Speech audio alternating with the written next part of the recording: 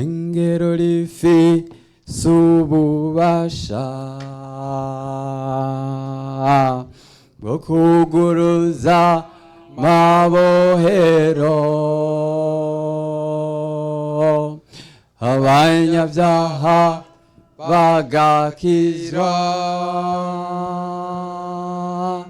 senga ubudahumeka urishugwa yari umwami Herode yahamishe ingero yafata bamwe bo mu bakristo ba mbere maze yabira inkota yicisha Yakobo bihimbara abayuda nawe ntiyashigwa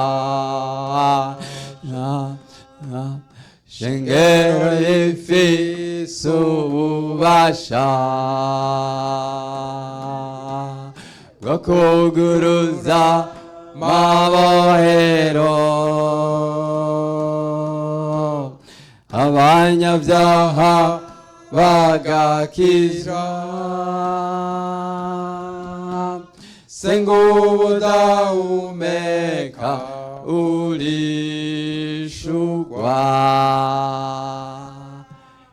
Yesu nashimwe. Jésus soit loué. Ishengero rifise ububasha L'église a une grande puissance kuko nyene ryo car celui qui appartient à l'église, umwami Yesu yahawe ububasha le bwose roi a mw'ijuru no une mw'isi. puissance sur la terre et le ciel. Yesu nashimwe Que cyane. Jésus soit loué. Mugorora ibiganza turamukanye mu izina Levons nos mains ry'umwami pour le wacu Yesu saluer au Kristo. nom de Jésus-Christ. Yesu ashimwe. Que Jésus soit loué. Turashimiye Imana itugiriye neza kuba On hano rend gloire à Dieu qui nous a donné l'opportunité d'être ici aujourd'hui, kuko ni vyiza kuba imbere y'Imana. car ça fait du bien d'être devant l'Éternel. None reka ibisigaye tubivugire mu ijambo ry'Imana. Pour ce qui reste, on va le partager à travers la parole de Dufate Dieu. Bibiliya dusome. On va prendre nos Bibles. Dusome ibyakozwe n'intumwa. On va lire Actes des Apôtres. Ibyakozwe n'intumwa mu gice ca gatanu. Actes des Apôtres, chapitre 5.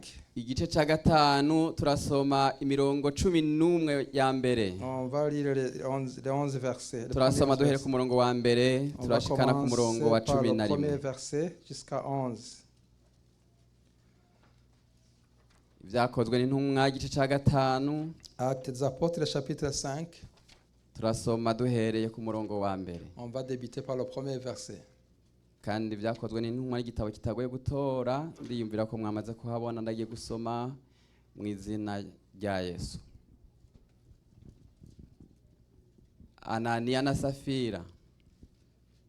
Kandi hari umugabo yitwa Ananiya agurisha itongo afatanije n'umugore wiwe Safira yisigariza ku kiguzi caryo. Umugore wiwe abizi azana igice agishira imbere y'ibirenge vy'intumwa. Petero aramubaza ati, Ananiya, ni giki gitumye Satani yuzuza umutima wawe guhenda mpwemu yera ukisigariza ku kiguzi c'iryo tongo? Ukirifise ntiryari ryawe, kandi umaze kurigurisha ikiguzi caryo ntuba wagikoresheje uko ugomba? Ni igiki catumye wigira inama mu mutima wawe gukora utyo? Si abantu uhenze, Imana niyo uhenze. Ananiya yumvise ayo majambo agwa bukumbi, abavyumvise bose bategwa n'ubwoba bwinshi. Imisoro iva hasi iramutekera, iramujana, iramuhamba. Haheze nk'isaha zitatu umugore wiwe arinjira atazi ivyabaye. Petero aramubaza ati, mbarira, mbega itongo mwarigurishije ayo nyene? Aramwishura ati, egome nayo. Petero aramubaza ati, ni giki gitumye muhuza inama kugerageza mpwemu w'umwami Imana? Ibirenge vy'abahejeje guhamba umugabo wawe biri ku rugi, nawe barakujana. Uwo mwanya agwa bukumbi imbere y'ibirenge vyiwe. Ya misore yinjiye isanga yamaze guhwera, iramujana imuhamba iruhande y'umugabo wiwe. Murongo wa 11, ishengero ryose n'abavyumvise bose bategwa n'ubwoba bwinshi. Imana idutabare. Que Jésus nous aide. Muri aya majambo À travers ces murumva babaje. paroles, Amajambo arateye ubwoba. c'est vraiment des paroles qui inquiètent. Iyi nkuru irababaje. C'est une nouvelle vraiment qui est très Ariko inquiétante. muri iyi nkuru nipfuza gukurikirana iyi ntumbero. À travers la nouvelle, j'ai cet objectif. Imana Dieu, ibona vyose. il voit tout. Yesu nashimwe. Que Jésus soit loué. Imana ibona kure no mu mutima Jésus irahabona. voit loué même à travers nos cœurs.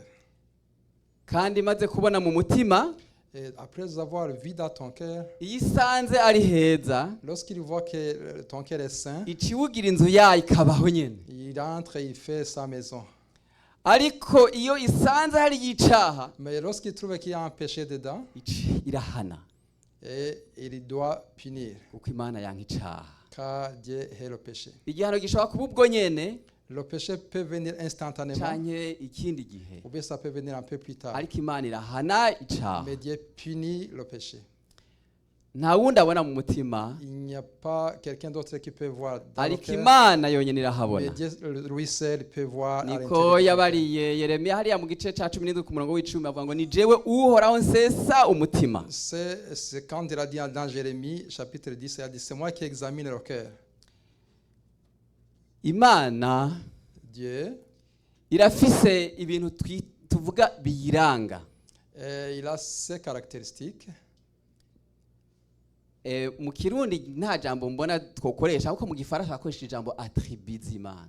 Je ne vois pas le mot qu'on peut donner en Kirundi, mais on peut parler des attributs de Dieu. Attribut z'Imana Les attributs divins, mu Kirundi ngira ngo twovuga ngo ni ibintu biyiranga. ce sont ses caractéristiques. Ibintu biranga Imana. C'est ce qui caractérise Muri Dieu. ivyo rero biranga Imana Et tout ce qui caractérise Dieu, harimwo bikurikira. il y a, c'est le suivant. Icambere, Premièrement, Imana ishobora vyose. Dieu, il est puissant. Imana ishobora vyose. Dieu, il est puissant. Iyi Mana twizeye Le Dieu que nous croyons, ni Imana ishobora c'est vyose. Dieu qui peut. Nta kintu na kimwe Et il n'y a, Nta aucune chose, niki- il n'y a aucune chose kinanira Imana. qui peut être impossible à Dieu. Twebwe tukiri muri segondere Nous, quand on était encore à l'école secondaire, twakora ibiharu ma exercice agoye muri math. on faisait beaucoup d'exercices en mathématiques. mathématiques, Mugabo haba ariho exercice zabagora bakazunguruka bakaba umuntu ayikora mais il y bati. avait des exercices très compliqués. None mwewe ko bose mwazungurutse ne kwana kamwaci. Mais est-ce que, comme vous avez passé un peu Ega partout, est-ce que mwibagiye na exercice murari mais vous avez mushi. oublié l'exercice Ariko principal. yabara umuntu wo Mais c'était un ariko homme. Imana naki yinanira. Mais Dieu, rien n'est impossible. Ici ishatse gukora cyose Tout ce que Dieu veut accomplir, ifise ubushobozi bwo il a kugikora. la puissance de l'accomplir. Yesu nashimwe. Que Jésus soit loué. Imana kandi Dieu ensuite, ibera hose icarimwe. il est omniprésent. Nta hantu namwe ushobora kugenda ngo usange itariyo. Tu peux aller n'importe où. Ngo tu uvuge ngo vas ahantu ici. ntayihari. Il est toujours là. Ibera hose icarimwe. Il est toujours omniprésent. Imana kandi Dieu ensuite, izi vyose. il est omniscient. Izi vyose. Il est omniscient. Imana izi vyarenganye muri Il kahise. connaît le passé. Imana irazi n'ibiriho uyu Il munsi. connaît le présent. Kandi Imana irazi Il connaît n'ibizoza. ensuite le futur. Byose irabizi. Il connaît tout. Imana irazi ibi bigaragara Il ibi connaît natwebwe tout ce tubona qui est apparent ici. ariko n'ibinyegeje Mais il connaît aussi ce qui est n'ibihishije caché. Tout ce qui est caché, navyo nyine Imana irabibona. Dieu le voit. Yesu Que nashimwe. Jésus soit loué. Ikindi Ensuite, Imana irera. Dieu, il est saint. Imana irera. Il est saint.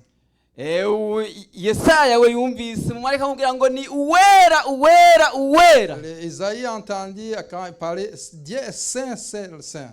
Mu Gifaransa baca bavuga ngo ni il est 3 fois saint. Il est 3 fois saint. Imana irera. Dieu, il est très saint. Iduhamaga ko natwe twera Il nous a appelés parce que nous sommes ariko saints. twebwe nyene ni une fois saint. Mais nous, c'est une fois que nous sommes Ariko yo ni saints. 3 fois Mais lui, saint. c'est 3 fois saint. Imana irera. Dieu, il est saint. Kandi ibi bitera kwanka icaha. Et c'est ça qui fait qu'il hait nos péchés. Bitera kwanga ikintu kibi Le cyose. fait qu'il y ait tout ce qui est Icyaha mauvais. kinyuranye Le n'ukubaho péché kw'Imana. est contraire L'être de Dieu. à l'être de Dieu. Imana yacu Que nishimwe. Jésus soit loué. Ikindi Imana ihoraho. Ensuite, Dieu, il est éternel. Imana ihoraho. Il est éternel. Imana Mose yakurikiye akorera Moïse, qui a servi Dieu, natwe ntiyahindutse iracari il yayindi. n'a jamais changé. Il est toujours pareil. Ntiyahindutse. Il n'a jamais changé. Imana ihoraho. Dieu, il est toujours éternel. Alléluia. Que Dieu soit loué. Imana ihoraho. Dieu éternel. Hanyuma hariho n'izindi. Il y a d'autres attributs. Abafaransa bavuga il y a des attributs partageables bishobora gusangira na twebwe. Il y a des attributs qu'on peut partager Ariko avec tout le izi mvuze monde. nizo yoyo yisangije. Mais ce sont les Twe ntidukorako. attributs, ce sont ses propres attributs. Yesu nashimwe. Que Jésus soit loué. Muri izi rero attributs zose mvuze Dans les différents attributs que j'ai déjà énumérés, shaka ahanini muri aya majambo twatume kwisunga kuri yuko Imana izi vyose. on va se baser sur l'attribut qui dit que Dieu connaît tout. Izi vyose ibona vyose. Il voit tout, il connaît tout. Na hariya Même à l'intérieur. irahabona ibiri irabizi. Il voit tout ce qui est caché dans nos cœurs. Kandi Imana irera. Et Dieu, il est très saint. Yesu nashimwe. Que Jésus soit loué. Aya majambo dusomye ateye ubwoba. La parole de Dieu que nous avons déjà lue, Byukuri iyi nkuru cette nouvelle, que ça ibi bintu passe. ntibikabe ngaha mu ishengero Que ça ne ryacu. passe pas ici dans notre église. Imana yacu nishimwe. Que Jésus soit loué. Ntibikabe hano. Que ça ne passe pas dans notre assemblée. Kandi Ensuite, n'uyu mwanditsi et l'écrivain yabyanditse qui a écrit ce passage, uravye iki gitabo canditswe n'uyu yitwa Luka. cet acte des apôtres a été écrit Ni par igitabo kigira par kabiri Luc. yanditse cambe n'ubutumwa C'est bwiza. le deuxième livre qu'il a écrit. D'abord, c'est l'évangile. Luka uravye wo yandikiye Theophile. Luc s'est adressé à Théophile. Wewe niko yabibona. C'est comme ça qu'il voyait. Ariko Luka yandika Mais quand Luc a écrit, yanditse hariho ubundi bushobozi buri inyuma atabona. il a écrit avec une puissance qui était un peu We derrière. akibaza ngo agire ubushakashatsi yandikire Il Theophile. pensait que ce sont des recherches qu'il Ariko faisait en Imana ariko écrivant iramukoresha. Théophile. Mais Dieu était en train de ishaka l'utiliser kuzokwigisha twebwe afin qu'il abakristo puisse, b'uyu munsi mu nous, bihumbi les bibiri na gens mirongo ine na kane. d'aujourd'hui, nous puissions être enseignés. Muri aya majambo rero hari ico Imana igomba À kutwigishamo, travers cette parole, il y a ce que Dieu veut kandi nous agomba enseigner. kutwigisha kugira ngo ibi byashikiye Ananiya na Safira twebwe uyu munsi Il ntibidushikire, veut nous enseigner à ce que tout ce qui est arrivé à kandi Saphir, kugira ngo Anania, ntibidushikire, pour que ça ne nous arrive pas, kugira ngo tubigwanye, afin que nous puissions combattre, dutegerezwa gutahura nous devrons comprendre. kubera iki, Pourquoi? kubera iki umuntu akwiye kwibaza, Pourquoi l'homme doit réfléchir? kubera iki aba bantu birukanywe Pourquoi ces gens-là ont été... basohowe, Pourquoi ils ont été... Imana ibasohora mu chassés? ishengero, Ils ont été chassés de Imana l'église. ibakuraho ibakura mu Ils sont ishengero, chassés de l'église. kubera iki, Pourquoi? kubera iki itabihanganiye. Pourquoi il n'a pas été Ya patient? majambo yotera umuntu kwibaza ibibazo byinshi. On peut réfléchir Iki longuement. gihe abantu barimwo hariho ibyaha Dans ce bitandukanye, moment, il y avait hariho différents abandi péchés. bakora ibyaha Il y avait des gens bitandukanye, qui commettaient beaucoup de ariko abo bantu péchés. bakoze ibi Mais bintu ces gens-là, ubwo nyene sur le champ. ils ont fait des choses Kubera instantanément. iki? Pourquoi? Nahishura ibintu bitatu ngiye ngo dusangire muri kano kanya J'ai une révélation sur trois choses. ku kintu catumye Imana itashoboye kwihanganira abo bantu, Pourquoi Dieu n'a pas été patient ariko envers ko ces personnes? itashimye ko baguma mu ishengero Pourquoi il ryabo. n'a pas voulu qu'ils restent dans Icira abasaba l'église? nimugende. Ils les ont chassés. Allez-y. Ariko imbere yuko dushika kuri ivyo bintu bitatu, Mais avant qu'on y arrive, nagira ngo turabe ibihe barimwo, j'aimerais regarder les temps dans lesquels ils étaient. ibihe barimwo Les temps dans lesquels ils étaient. canke se context, Ou bien le contexte dans lequel on ibi bintu était. igihe vyabereyemwo. Le contexte dans lequel cette histoire est passée. Umwanditsi atangura kwandika hariya mu gice ca mbere, L'écrivain, quand il a commencé à écrire le premier chapitre, atangura kuvuga igihe Yesu yava mu mva. il a parlé quand Jésus fut ressuscité. Yesu amaze kuzuka, Après que Jésus fut ressuscité, yamaze iminsi 40, il a passé 40 jours yiyereka abigishwa biwe, en se révélant à ses disciples. abigisha, Il les enseignait. abakomeza, Il les a abibutsa fortifiés. ko vyategerezwa Il gushika rappelait que ça devrait kugira s'accomplir. ngo umwana w'umuntu akire nateza gupfa. Afin que l'homme doit Ariko mourir. avuga ngo napfuye, Il a dit, je suis mort. ariko nimuhumure natutse. Mais je suis ressuscité. Yesu nashimwe. Que Jésus soit loué. Hanyuma rero hageze yuko iriya minsi 40 ihera, Après ces 40 jours que ça fut passé, byabaye ngombwa kandi ko abasezera, il devrait dire au revoir à ses disciples. arabasezera. Il veut dire adieu à ses disciples. Ariko mu kubasezera Mais en disant adieu à ses disciples, arababwira hariya mu gice ca mbere ku murongo w'umunani, il a dit au chapitre 1, verset 8. hariya mu gice ca mbere ku murongo w'umunani, Chapitre 1, verset 8. ariko arabasezera agira agende, Quand il disait adieu à ses disciples, arababwira ku murongo w'umunani, verset 8, atari ko muzohabwa ubushobozi mais vous recevez une puissance. mwemu yera niyabazako Le Saint-Esprit surviendra sur vous. muzoba ivyabo navyo Et vous kunshingira serez mes intahe témoins à Jérusalem, kunshingira intahe Yerusalemu à Jérusalem, ni Yudaya c'est la hose Judée, ni à la Samariya Samarie no gushitsa ku mpera et y'isi. jusqu'aux extrémités de la terre. Amaze kubabwira ivyo Après avoir dit ça, aca yisubirira iwiwe mw'ijuru. et il est retourné au ciel. Abigishwa bo bari basigaranye iyi misiyo Les disciples, il reste cette mission. misiyo yo gushingira intahe Yesu C'est la mission de proclamer l'évangile. gushingira intahe Témoigner pour Jésus. Yesu Témoigner pour Jésus. kumushingira intahe. Témoigner. Hanyuma iki gikorwa ntabwo caba igikorwa coroshe. Ensuite, l'œuvre a été très difficile. Igihe carashitse ubushobozi baraburonka Le moment fut venu qu'ils ont eu la puissance. baca rero barasohoka Et ils sont sortis kuko baronse uburenganzira bwo kuja gukora parce qu'ils avaient cette mission kuja accomplie, kuvuga d'aller proclamer l'évangile, kuja kuvuga. d'aller prêcher l'évangile. Hanyuma ariko Ensuite, batanguye et quand ils ont commencé, basanga amayira hirya no hino ils ont trouvé que dans les différents sentiers, il y ntiharengana avait beaucoup d'embûches. ntihapasa Ça ne passait pas. amabariyeri ni Il y menshi avait trop d'embûches. ariko baravuga Mais ils ont dit, baravuga hariya mu gice ca kane dans chapitre 4, ku murongo w'icumi le verset 10, ku murongo w'icumi le verset 10, uyu ni Petero arababwira ngo Pierre dit, nimumenye mwese n'ubwoko bwose sachez bw'abisirayeli tous que tout le peuple d'Israël, yuko ari mu izina rya Yesu c'est Kristo par le nom de w'umunyanazareti Jésus-Christ de Nazareth uwo mwebwe que vous mwabambye avez crucifié Imana ikamuzura mu et que Dieu a bapfuye ressuscité des morts. ko ariho C'est par lui hatumye umuntu que cet homme ahagarara se imbere présente yanyu akomeye. en pleine santé devant Ibi vous. nivyo batanguye gukora. C'est cela qu'ils ont commencé Abantu à faire. baratangara bavuga ngo mbega ibitangaza La foule regarde, ils disaient quel ariko genre de Petero miracle. acafata asize Mais isi yokoze Pierre, il a commencé, acatangura gushinga il a intahe commencé rero à témoigner pour tangura kuvuga Jésus. ngo ibi si twebwe Regardez, c'est nimujye pas nous. kuturaba Regarde pas nous. Yesu Mais c'est umwe Jésus-Christ. mwabamba ni C'est wewe lui que vous avez ashishikara gukora n'uyu crucifié. munsi C'est lui qui continue à accomplir les choses. hanyuma rero bamwe bica Yesu Ensuite, les gens qui avaient barabyitegereza ils ont baterega regardé. Yesu yaravuyeho Mais Jésus là, il a quitté. ariko naho Mais yagiye même s'il est parti, haraba Yesu il y a les gens de Jésus. Yesu ashimwe Jésus soit loué. aba Yesu Les gens qui barahagaze appartiennent à Jésus, ils sont encore debout.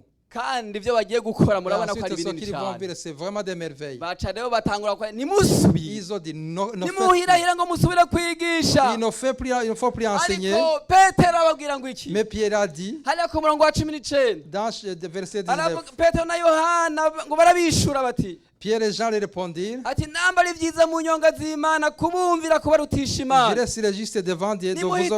obéir plutôt qu'à Dieu. ku murongo wa 20 Verset 20, ngo kuko tweho tudashobora kureka car kuvuga nous ne pouvons pas ne pas parler, ntidushobora kureka gushingira on ne peut intahe pas ne pas parler, ntidushobora kureka kuvuga ibyo on ne peut pas twabonye témoigner de ce que nous avons vu, kandi de twumvise ce que nous avons entendu. ntidushobora kureka On ne peut pas s'en ibi nibyo passer. intumwa zari zirimwo C'est cela que les apôtres bari faisaient. bariko barashinga intahe Ils kandi étaient bavuga en ngo train de ntidushobora témoigner, on ne peut pas. baragerageje kubabuza Ils ont essayé de les faire bagerageje taire. gukubita Ils ont essayé de les battre. bagerageje Ils ont gupfunga essayé de les ariko emprisonner. baravuga ngo nibyo byose Mais ils ont dit, nimubikore même si vous faites ariko ainsi, ntiduhagarika mais on ne peut pas, Hari icyo on ne peut pas arrêter. Il y a twabonye. des choses que nous avons vues. hari uwo Il y a twabonye celui que nous avons vu. ntidushobora kureka On ne kumuvuga peut pas ne pas en parler. ntidushobora On ne peut pas ne pas en parler. mana yacu Que nishimwe Jésus soit loué. hanyuma ariko rero Ensuite, barabona ko kameme ils bitoroshe ont vu que c'est pas chose de naho facile. bavuga yuko batazoreka Même s'ils disaient qu'ils ne vont pas ariko arrêter, ntibyoroshe mais ils voyaient que c'était baca vraiment pas bazabibwira facile. bene data Ils ont commencé à dire à ses babibwira frères, ishengero à toute l'église. ishengero rimaze Et kubyumva l'église, quand ils furent baca entendus, baja hamwe ils se sont mis baca ensemble. baja hamwe Ils se sont mis ensemble. barafatana mu Ils ntoke se sont mis entre les baca mains. baja hamwe Ils se sont mis baca baja ensemble. imbere y'Imana Ils se sont mis devant Dieu. baja imbere y'Imana Ils se sont mis batakambira devant Dieu. Ils Imana ont insisté pour le Seigneur. baririra Ils Imana ont prié. baravuga bati Ils ont dit, Imana Seigneur, ye mwami wacu yesu le Jésus-Christ. batubwiye ngo tugushingira intara Nous devons témoigner pour lui. yerusalemu À Jérusalem, ni yudaya à Judée, ni et samariya à no Samarie, gushika ku et aux mpera extrémités de la none terre. turacari Et nous yerusalemu sommes encore à Jérusalem. byase ko On ne tuharenga peut pas quitter turacari Jérusalem. On est yerusalemu encore à none Jérusalem. tuzoshika yudaya Mais gute quand est-ce qu'on va aller à tuzoshika samariya Comment gute est-ce qu'on va aller en none Samarie? turasabye ngo uhe abasavyi bawe Il faut nous donner inkomezi la puissance ngo tugende kuvuga afin que nous puissions dushize amanga aller prêcher bakiri ngaho avec nyene fermeté. yesu aba Quand ils étaient yabumvise ici, Jésus les fit entendre. ashako Ils ako ont mis accord. aho nyene bari Là où ils étaient, aca aratigita il y avait quelque chose. Il y aratigita avait un tremblement. abahengwa abuzuza Et mpemu le w'Imana. Saint-Esprit descendit sur eux. abuzuza mpemu Le yera Saint-Esprit descendit kugira sur ngo eux. bagende Afin qu'ils kuvuga puissent ntibatinye prêcher sans peur. baca baragenda kuko bamaze kuzura mpemu Ils sont yera allés parce qu'ils étaient remplis du niho baca Saint-Esprit. bagirana bamenya neza yuko umwansi bafise Et ils savaient que l'ennemi qui était devant eux, ababuza gushinga intara l'ennemi qui les empêchait de prêcher, ari hanze il était à l'extérieur. aza avuye hanze Il vient de aza l'extérieur. avuye muri bariya bakuru b'idini y'abayuda Il vient dans les grands ariko baca sacrificateurs. bunga Et ils se sont mis ubumwe ensemble bati dans la twebwe communion. umwansi wacu n'uye tubuza gukora icyo yesu Nous adutumye savons l'ennemi qui nous empêche de prêcher. barakundana Et ils étaient bagira ubumwe mu ishengero ils avaient muri l'unité iryo shengero dans cette église. hari harimo abantu batandukanye Il y avait les gens de différentes harimo catégories. abakene Il y avait les hari harimo pauvres. abakire Il y avait les riches. ariko naho harimo abakene En dépit de ngo des nta gens qui n'umwe étaient yagira ico akenye riches, et tout le monde kuko avait ivyo bafise byose ngo et barabizana ils partageaient bakabisangira ensemble. mana yacu Que nishimwe Jésus soit loué. hanyuma muri ubwo bumwe bari Dans bagiraniye cette unité fraternelle, umwanditsi yaciye agira umwete wo gutanga n'akarorero ko muri l'écrivain bamwe muri assista à abo donner des exemples que parmi bazana eux, ivyabo bakabishira ku birenge ils mettaient by'intumwa tout ce qu'ils avaient devant les uriya pieds barunaba des apôtres. Même amuvuga ku Barnabas, murongo wa 36 dans 36. hanyuma haje kuvuga ibya barunaba Après yazana avoir parlé byose de mu nzu Barnabas qui y'Imana apportait tout ce qu'il y avait, naha rero twaciye dusoma c'est là où nous avons lu. twatangwe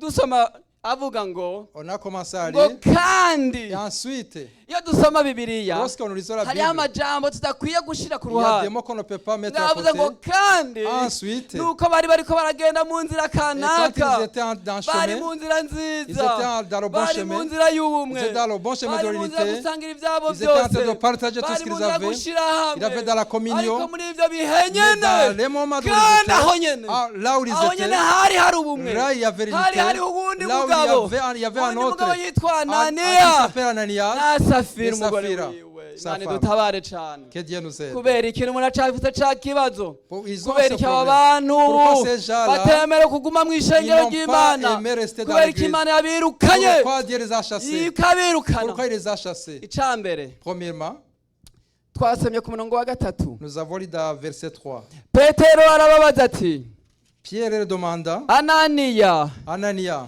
ni igiki gitumye satani yuzuza umutima pourquoi wawe Satan t'a guhenda rempli mpwemu ton yera cœur ukisigariza au point que ku tu mens kiguzi au c'itobo. Saint-Esprit que tu es retenu partie du prix du umve champ? icambere Voyez catumye premièrement, aba bantu bakugwa mu Ce qui a fait ishengero que les gens firent chasser de l'église. icambere ico Premièrement, bakoze ce qu'ils ont fait, bakoreshejwe na satani ils ont été utilisés par Satan. satani Satan, niwe yabakoresheje C'est lui qui les a trompés. ni satani yaboheje gukora biriya C'est bakoze Satan qui les a trompés afin qu'ils Kurya fassent ce qu'ils ont babikoze. fait. Comment ils ntabwo ont ari fait? inama Ce y'umugabo n'était pas, n'umugore c'est pas une décision umugabo entre l'homme n'umugore et la bafashe femme. iriya nama Ils n'ont pas été en hari harimo accord. uwundi muntu Il y avuye avait un hanze troisième qui était à ni côté. satani C'est yaja mu wa Satan gatatu qui était venu comme arabosha une troisième personne. satani C'est nta Satan ciza kiba muri Il we ne peut rien faire de bien. pour satani nta kuri kuba muri l'homme. we Satan, il n'y a pas de vérité en lui. agenzwa n'ukwica Chaque fois c'est pour tuer. agenzwa no Chaque fois gusahura c'est pour dérober. ni satani C'est Satan yaboheje qui était là. nagira ngo turabe iki kibazo uyu On mugabo va n'uyu regarder mugore ensuite bagize ce qu'Ananias et Saphira ont uyu fait. turi n'iryari C'était quand?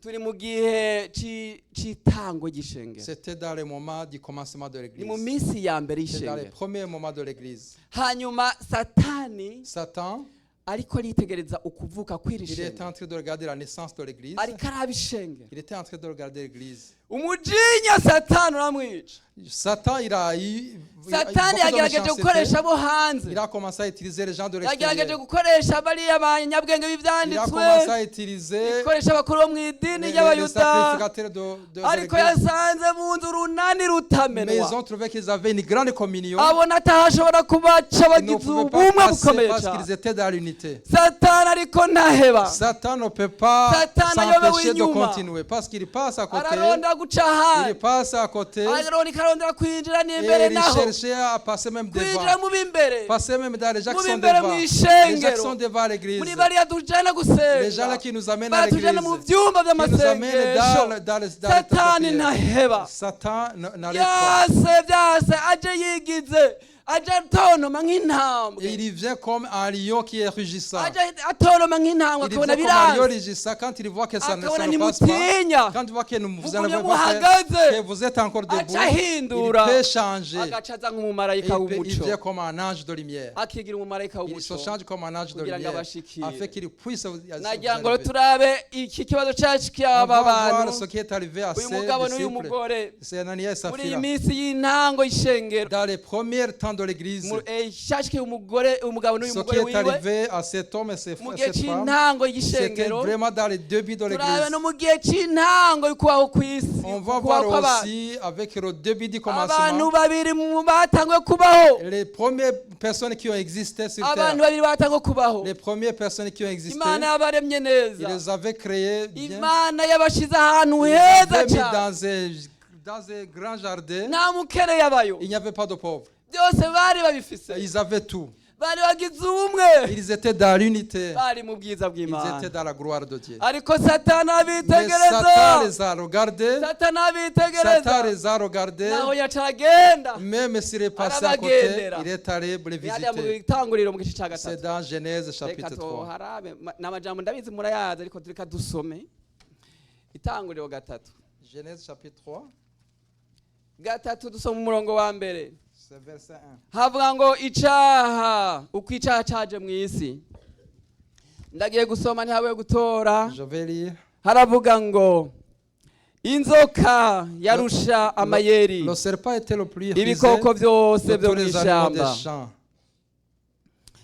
uhoraho imana yaremye Et de tous les quel éternel a Dieu ibaza avait uwo mugore fait. iti Il dit à la femme, mbega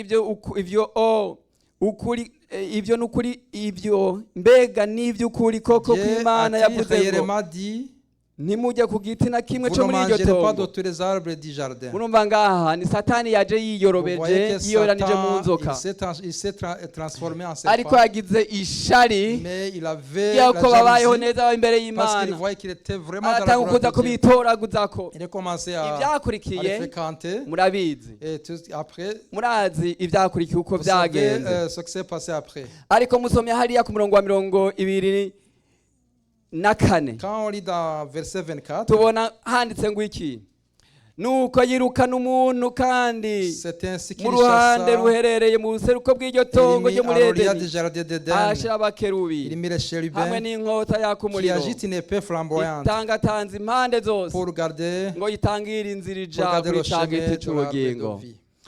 satani Satan, nibi yakoreye c'est ça abantu qu'il bari a ahantu fait heza à les gens qui étaient dans un bon arabirukanisha endroit. abakura mu bwiza Ils les ont bw'imana chassés de la gloire de Dieu. ariko imana nishimwe cyane Mais kuko Dieu, itaheba umwana il est w'umuntu merveilleux qui a donné son fils unique. yateguye ukuntu uyu muntu Il yirukanywe a préparé à faire que cet homme qui fut azogaruka chassé puisse revenir azogaruka mu bwiza dans la bw'imana gloire de iyi Dieu. imana iriko irakorera ibikorwa itanguje C'est ibikorwa de cette manière mu buryo que bw'ishengero Dieu a commencé iri avec shengero le début de ritanguye l'église. L'église qui nagira avait ngo commencé. tugereranye On va essayer de faire dufate une ibintu mu comparaison. buryo bw'ingereranyo On va faire une dufate comparaison. iri shengero On va prendre cette iri église. shengero turifate nk'indege L'église, on va prendre comme un avion. indege Un avion, indege yuguruye lorsque l'avion qui est umuntu ouvert, wese yumvise ubutumwa bwiza chacun qui a entendu le message hanyuma de Dieu akizera et qui a la foi, akizera umwami et qui a la yesu foi umwami en n'umukiza Jésus-Christ, akinjira et il entre. akinjira mu ndege Il entre dans l'avion. akinjira mu Il ndege entre dans l'avion. yesu Que nashimye Jésus soit loué. iyi ndege Cet avion, ni indege ifise destination ya hehe l'avion à quelle destination? ni ifise destination hamwe C'est la destination dans umuntu le seul endroit. yirukanwa L'homme qui a été chassé, hamwe mu bwiza bw'imana qui était dans la gloire de Dieu. hamwe imana yavuze ati ko wacumuye genda Comme tu as péché, il ariko faut imana te- yateguye indege mais Dieu avait prévu indege un yihuta avion indege isubirayo un avion qui va abantu retourner. bariko barurira mu Et ndege les gens là qui ariko s'acharnent satani à aller dans ayitegereza l'avion, yewe bariko barinjira mais Satan regarde bicaye indege l'avion. mu kanya iraguruka En un instant, il va décoller. mu kanya En indege un instant, il va iraguruka décoller. indege iraguruka Il va décoller. dusubire mu gihugu On va retourner dans notre mu pays. gihugu kuko aha si wacu Parce qu'ici, ce n'est pas notre pays. ngaha turi si Ici, wacu ce n'est pas chez nous. ye murabona satani ni mubi Vous voyez, Satan, il est méchant. aba bari mu ishengero Les gens qui sont à l'église, ni abari muri kristo yesu ce sont bakiriye les gens yesu qui sont en Jésus-Christ. kandi pawulo ahandi avuga ngo Paul dit, abari muri kristo les yesu gens qui sont en Christ, baba bacitse iki ils sont devenus ibyaremwe des bishaje nouvelles créatures. imana isubiye kwiremera Dieu il a abantu encore créé les igihe autres. yiyegereze Il ariko veut- satani mais aragabirije Satan, il est encore là, aragabirije il est vigilant. arashaka yuko hamwe Il yatwirukana veut que là où ils nous ont ashaka chassés, ntidusubireyo qu'on ne puisse pas y retourner. imana idutabare Que cyane Jésus nous aide. hanyuma ariko ikibabaje Ensuite, ce qui est étonnant, satani arakora et Satan continue à ariko accomplir. naho satani akora Mais si Satan continue aradodora mais il toque sur la porte. aradodora Il cogne sur la porte. ni ahawe na jewe Ah, c'est à toi et à moi kumubwira ati oya de dire non. oya satani Non, Satan. nta kibanza Tu mfida n'as pas de gufitiye place chez moi.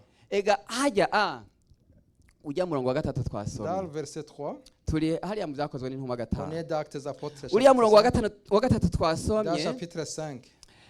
twe mu kirundi havuga ngo ni igiki cyatumye satani yuzuza umutima wawe guhenda mpwemu yera Pourquoi tu as menti au Saint-Esprit? nagira ngo ansomere iyo verse yose mu gifaransa Mais un homme nommé Ananias, avec Saphira sa femme, vendit une propriété et retait une partie du prix. Sa femme le sachant, puis il apporta le reste et le déposa aux pieds des apôtres.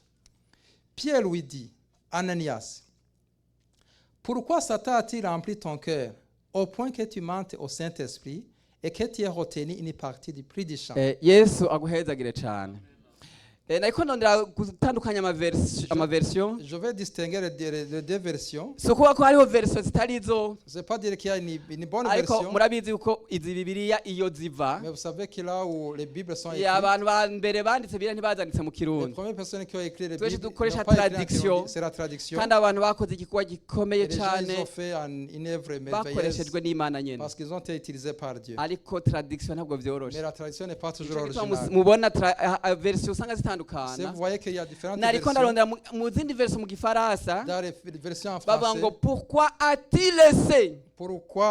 a-t-il laissé Satan entrer dans ton cœur ni kubera iki yaretse Satani akinjira mu ni mutima wawe. ukuvuga harimo igikorwa ca ananiya Il y a l'œuvre de Ananias. yaruguruye Ananias, il a il ouvert. a laissé Il a laissé. hanyuma satani arinjira Satan est entré dans son cœur.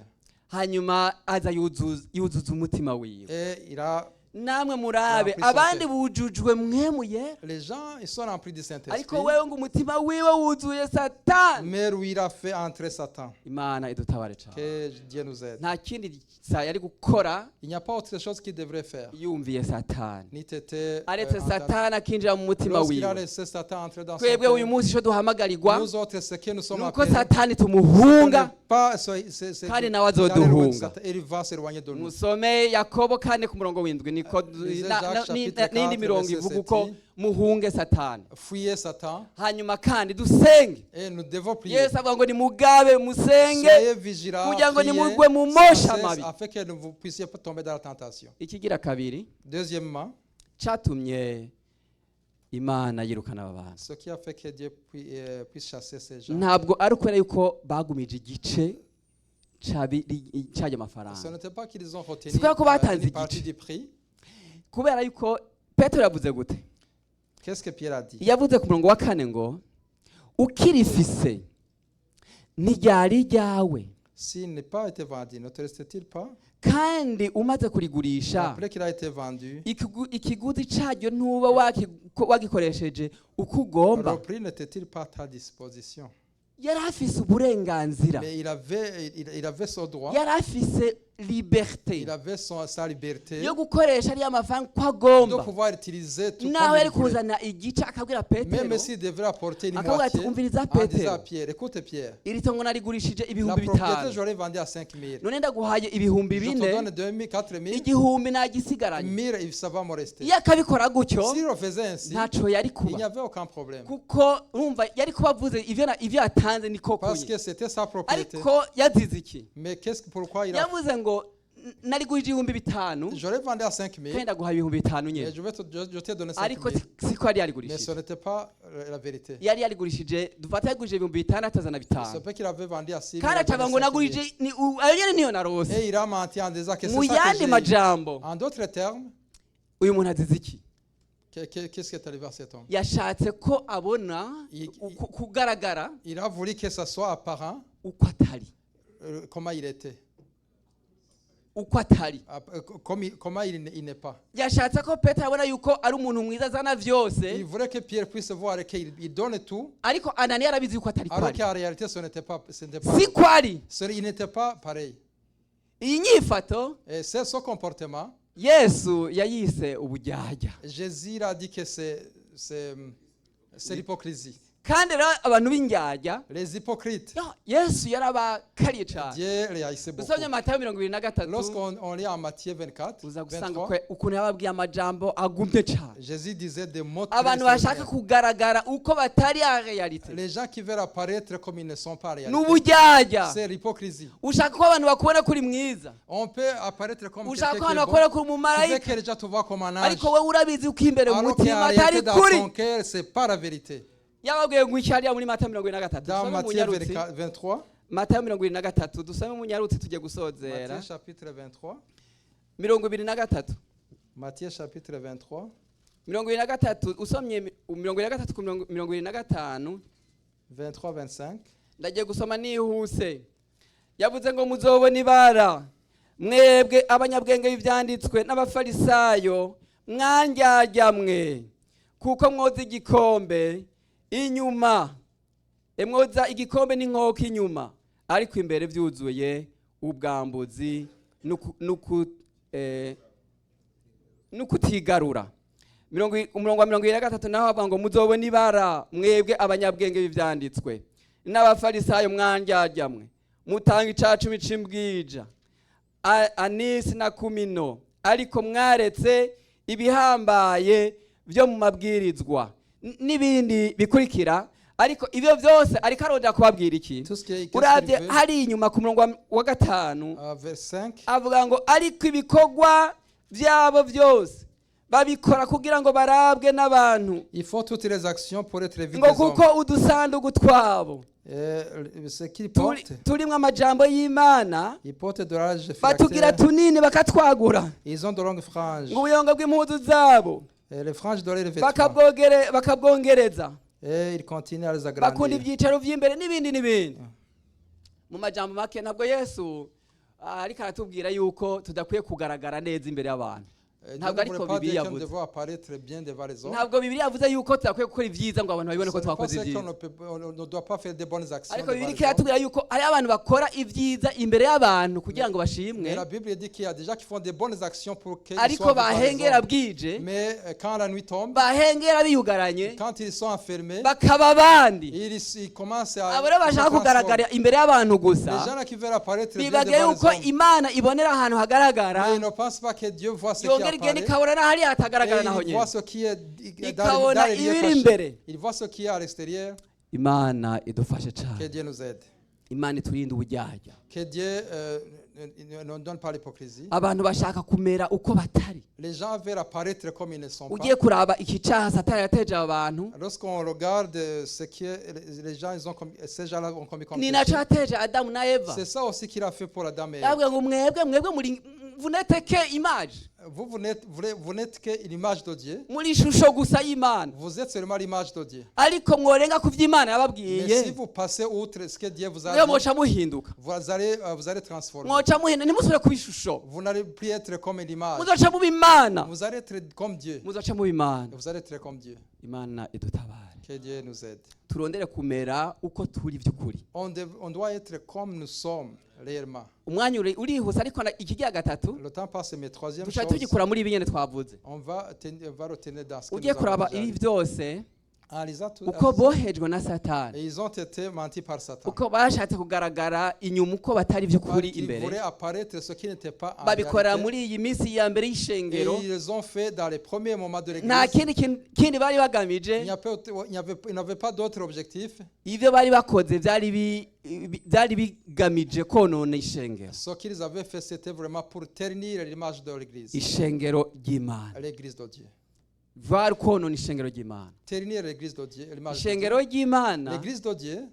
ishengero ry'Imana. L'église de Dieu. Bibiri tubwira yuko ni inzu y'Imana nyine, C'est la maison de Dieu. niho Imana iba. C'est là où Dieu habite. Satani nawe Satan, yamanye imigabo il avait la mission yo kuja mu kibanza c'Imana, d'aller dans la place de Dieu. yo kuja aho Imana iri. D'aller là où Dieu Ishaka est. ko abantu bakura Imana Il veut que les gens puissent enlever Dieu bakimika we, afin qu'ils puissent introniser ashaka Satan. hari icyubahiro c'Imana ko Il veut la kibi gloire de Dieu, ciwiwe, que ça soit sa propre gloire. ashaka kuhaba nawe, Il veut qu'il soit là où Dieu ashaka est. uyu Il munsi veut qu'aujourd'hui, umwanya twaha Imana le moment qu'on donnait à Dieu, Tuwe on Satan.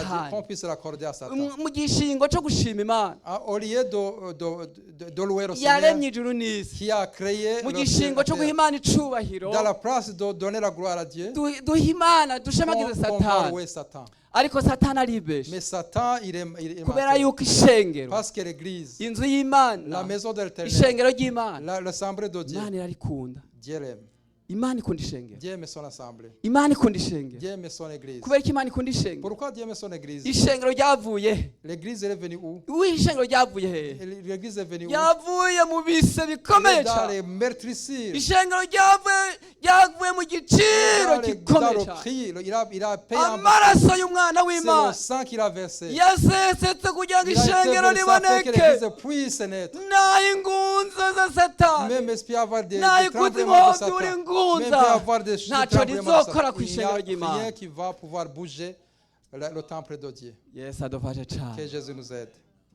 Tujye gusenga On Imana, va prier. ariko ni ibi bintu bitatu Mais il y a trois choses byatumye aba bantu badashobora qui kuguma ont aha fait que hantu. ces personnes n'ont pas pu rester dans Bategereza la place où ils gukugwa étaient. mu ishengero Ils hakiri. devraient être enlevés de l'église. Nabivuze yuko hari hasanzwe hari ibindi byaha byari bihari kiriya Il y gihe. avait d'autres péchés Abantu qui sont bishe commettés. Yesu. Les gens qui ont Twariko tué turarimba Dieu. Yakobo bari baje kumuca izosi, On voyait que Jacques, il a été décapité. bariko baratorotira intumwa, On était en train de torturer abantu les bakora disciples. ibyaha bari Les gens benshi, qui commettaient des péchés ariko étaient aba bantu nombreux. Imana Mais ces gens-là, ntabwo il yabihanganiye, n'a pas pu s'en passer. ntiyabihanganiye. Non, il Imana n'a pas idutabare. Que Dieu nous aide. Hariya ku murongo wa 11 twasozereye ko dusenga Imana, Dans chapitre 11, umurongo wa 11 havuga ngo iki? Ni muri gice cya gatanu, turaguma mu byakozwe ni mu gice cya gatanu ku murongo wa 11 havuga ngo verset 11. ishengero ryose n'ababyumvise bose bategwa n'ubwoba Une grande bwinshi. crainte s'empara de toute l'assemblée de tout ce qui a appris de ces choses. Gutegwa n'ubwoba, S'être iyo emparé tuva de gutinya la Imana, crainte, avoir peur de Dieu, ntabwo ari kuyitinya mu buryo bw'uko ahiri tuja twahunga, ce n'est pas dire que nous allons quitter la place de ariko ni Dieu, kugira ngo iyo tuzi imbere mais y'Imana c'est la façon quand on s'approche de tuze Dieu, tuzi ko tuje imbere on y'Imana. puisse savoir qu'on vient devant Imana l'Éternel. turayigaragarira, On doit bien s'apparaître devant Dieu. iratuzi umva Il nous kuba connaît. imbere y'Imana. Être Hariho devant ivyuma Dieu. ngaha bizi kugira bisikaninga ibintu, Il y a des choses qui savent ugacaho scanner. ivarize On peut ngaho, mettre une valise là. ugaca ubona ibiri imbere On byose voit hariya tout kuri ce qui ekara. existe même dans l'intérieur de la valise. Imana yo irusha biriya vyuma. Dieu, il est Iyo plus turi que imbere ça. yayo, Lorsqu'on est devant Dieu, tugere tuzi yuko iratuzi kuva ku on mano doit savoir qu'il nous connaît depuis les orteils gushika ku mushatsi. jusqu'aux cheveux. Dukwiye kuza imbere On y'Imana doit venir devant Dieu. dutinya, En tuba ayant duti peur. Imana uranzi kuva hasi gushika Tu hejuru, connais, tu me uranzi connais, imbere tu uranzi me connais inyuma, à l'intérieur, tu uranzi connais ibubafu derrière, uranzi tu n'iburyo. connais à gauche, à droite. Baca baratinya Imana. Ils ont eu peur de Dieu. Mbega uratinya Imana? Qu'est-ce que tu as peur de Dieu? Mbega n'ibiki uriko uragenda ntari imbere mu mutima? Qu'est-ce que tu as N'ibiki dans ugendana? ton cœur? Qu'est-ce que tu Menya as ko Imana irakuzi Ça, il faut savoir que Imana Dieu te irabizi, connaît. Il connaît tout kandi ce que tu ntibigarukira kubimenya gusa. fais. Et il ne va pas rester. Jewe jusque- nomenya Moi, ibyawe, je peux connaître tout ce qui kandi est en bigaca toi, bihera ngaho. mais ça peut rester Ariko là-bas. Imana Mais ibimenye Dieu, quand il voit ikamenya ko ari bibi, quand il voit que c'est ntibirekera mauvais, ngaho. il ne va pas rester Hariho pas. ibikurikira. Il y a des choses qui Imana vont yacu venir derrière. twizeye Dieu que nous avons, ni Imana itinyitse. c'est Dieu qu'on doit avoir peur de Reka lui. dusozere ko ku gice ca 19 duce dusenga, turaba abandi bantu bamaze kubona Imana ukuntu ikora, nabo nyine uko baciye On bakora. va voir aussi dans 19, 19 chapitre 19, igice ca 19 chapitre 19.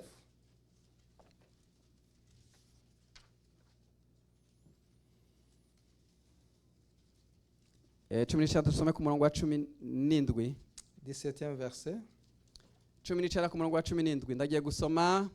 Haravuga ngo ivyo bimenyekana mu Bayuda no mu Bagiriki bose baba muri Efeso, bose bategwa n'ubwoba izina ry'umwami Yesu rishigwa hejuru, kandi benshi mu bari barizeye baraza batura ivyo bakoze, barabiserura.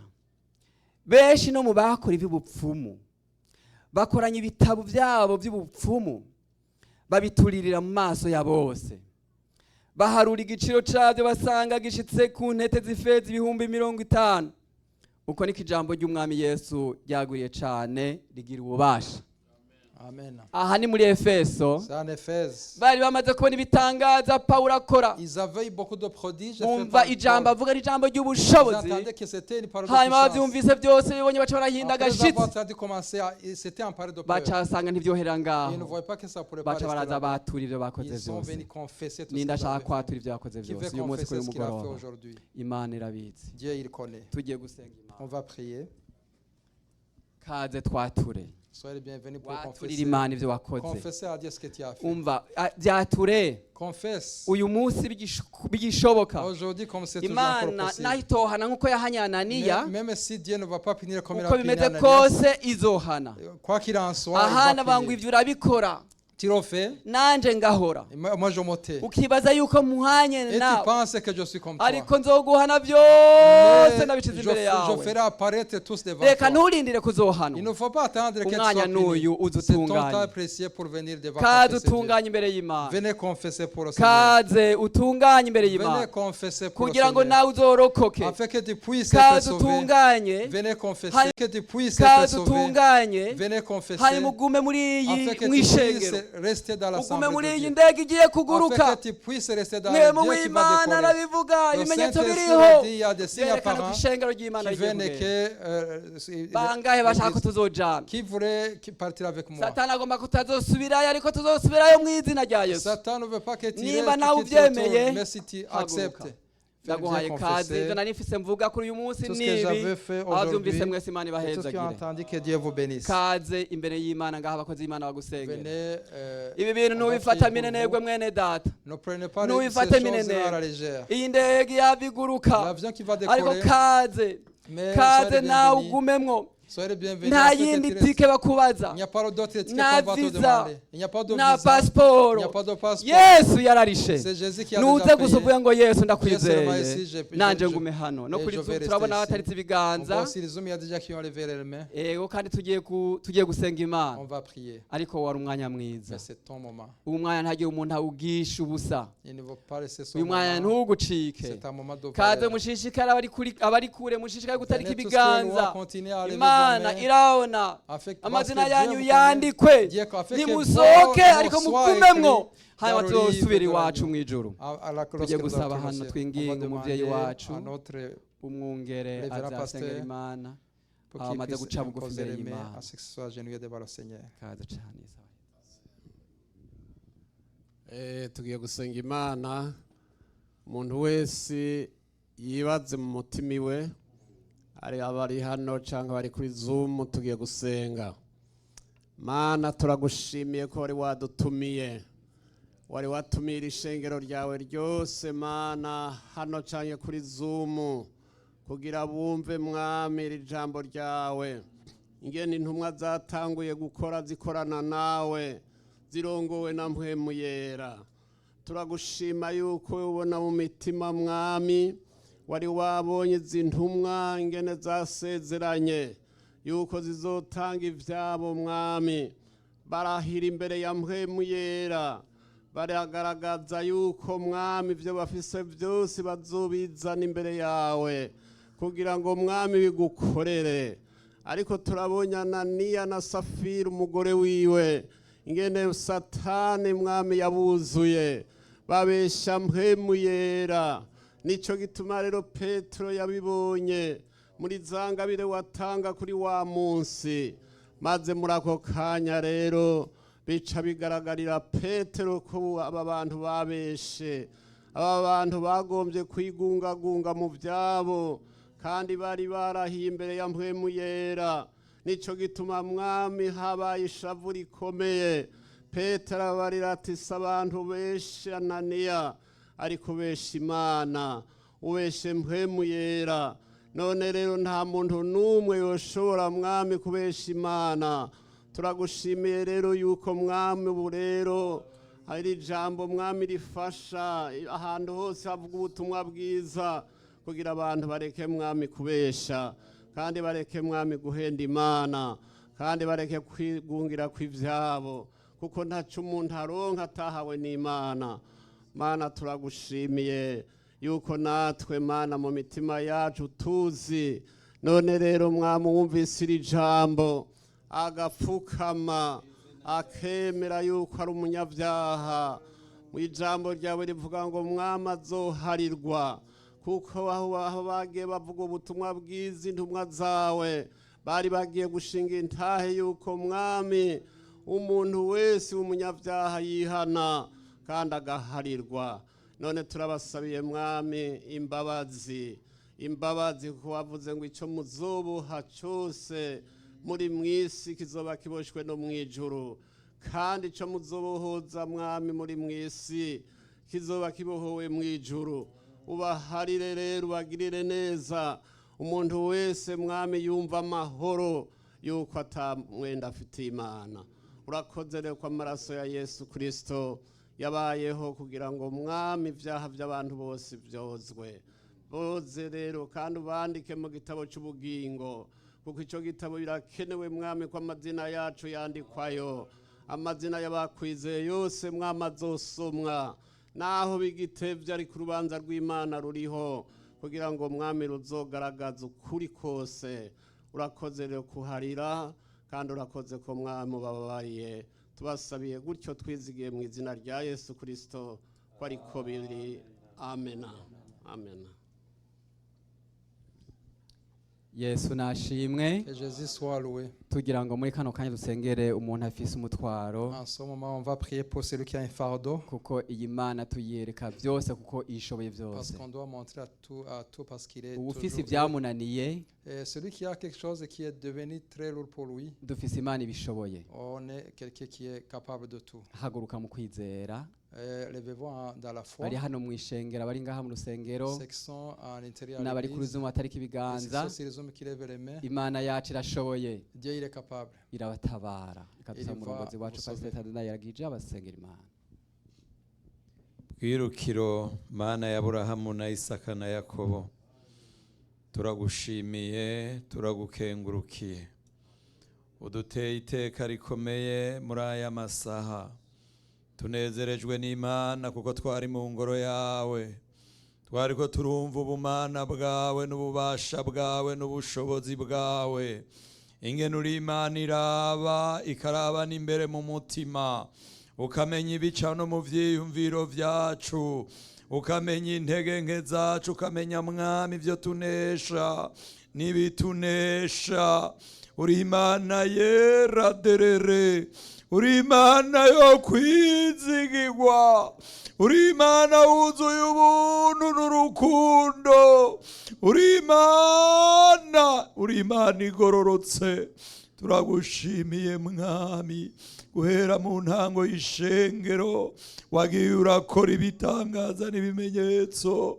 Hariya muri Mariko ngo kubera abantu batera baba benshi, winjira ahantu mu nzu, mugabo baramenya yuko ari uri, baca baza ari benshi, mugabo abandi bantu bane bazana umuntu yamugaye, bamuteruye ku nderuzo, biranka yuko bamwinjiza mu nzu ahuri, burira hejuru basambura mwami byari bishakaje iyo nzu, mugabo baca bururukiriza imbere ya Yesu ico kimuga. Yesu akibonye gusa aja arakibarira ngo ivyaha vyawe urabibabariwe.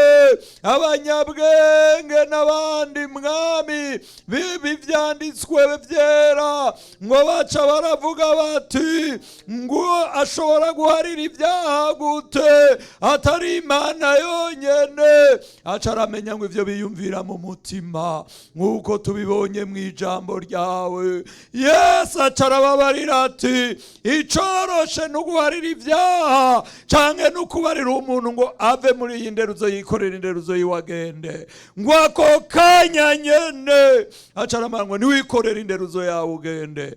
Erega Yesu ijambo ryawe rirarema. Kuri uwo muntu afise umutwaro ijambo ryawe rirashoboye. Kuri uwo muntu afise ibimuremereye ijambo ryawe mwami nigitangaza. Ijambo rya Kristo nirikorora imitwaro yose abantu b'Imana baje bafise, basubira inyuma bidegemvya, basubira inyuma bafise amahoro, basubira inyuma bafise intsinzi.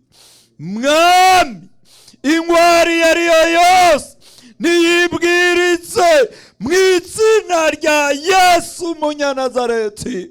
Imitwaro yariyo yose mwami niyishugwe. Abantu bafise imitwaro itandukanye, ntawe ufise umutwaro usangiwe mwami n'uwundi, ariko we urashoboye, ushoboye byose. Uri uwo kwizigirwa uragahezagirwa. Ubatabara abari kuri Zoom, ubatabare abari mu rusengero, ubatabare abasibijwe mwami kuza no gusenga n'ingwara yabajigirije nabo nyene nibace bakira. Uyu mwanya abantu babe bazima kugira ngo mwami wiyerekane nk'umwami w'amahoro. Urakoze gukora byose neza kubwa Yesu Kristo yadupfiriye akatuzukira, niho tubasengeye. Amen. Nabumvise amajambo mwese Jusqu'à la table de la mukayizera. parole de Dieu est remplie. Imana ibahezagire Que Dieu vous bénisse.